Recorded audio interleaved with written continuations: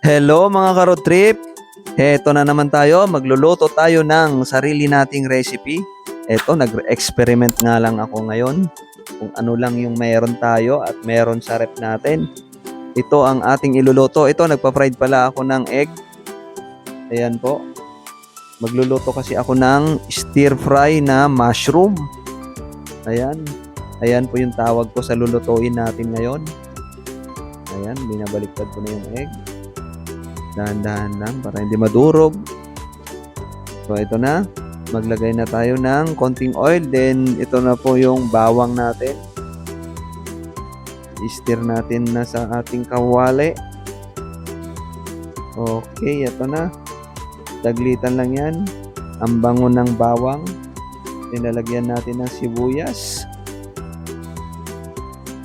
Ayan po yung mga ingredients natin.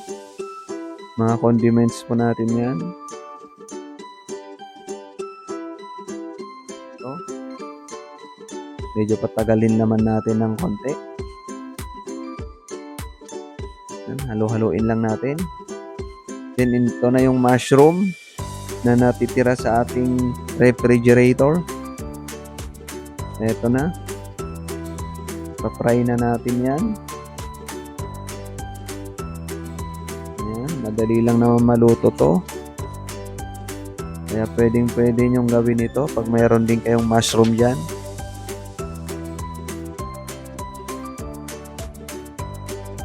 Then, wait lang natin ng konti. Then, lalagyan ko na ng pamintang durog na durog. Ayan po, haluin na natin.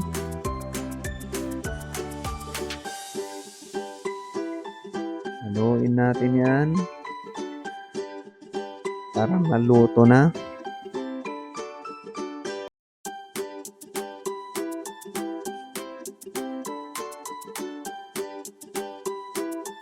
So, eto na.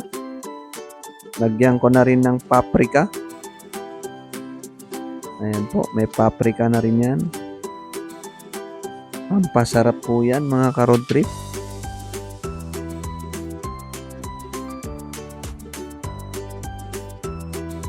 Itong ating paprika na ilagay natin. Ayan, halos hindi na siya makita dyan. Haluin lang natin. Ayan. Medyo malapit na yung maluto yung mushroom.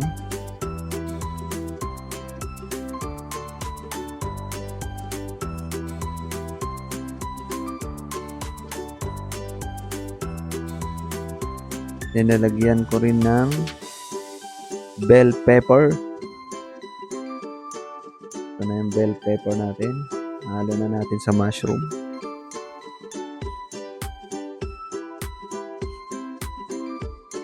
So, ito na kanina, yung unang-una natin ginawa, yung pre-fried natin na egg. Hinalo ko na rin siya. Ating mushroom. Yung ating stir fry mushroom with egg. Then ito pala yung nilalagay natin. Itong coco aminos na alternative to para sa hindi gumagamit ng mga toyo. Ayan po. Maganda to sa mga naglo-low carb. Ito yung karaniwang ginagamit nila na panluto instead of soy sauce. Ito na, haluin na natin.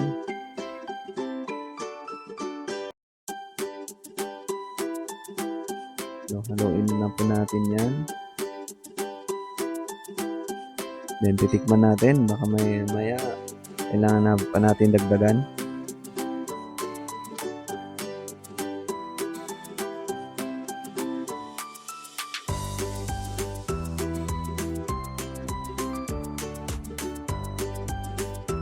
Yan, dinagdagan ko lang ng konting salt. Then, imimix natin ulit. Ayan na. Actually, medyo luto na to. Maraming salamat sa inyo sa panonood sa videos natin ulit. Ayan na. Ito na ang ating ulam ngayon. Pwede na tayong kumain. Then nilagyan ko pa siya ng parsley. Okay, yung green na yun, parsley po yan. Ay, my lobo, ay ipagyanit, hindi ko kita, putok na pala. Say nga pera mo, ang pili lobo, pakain sana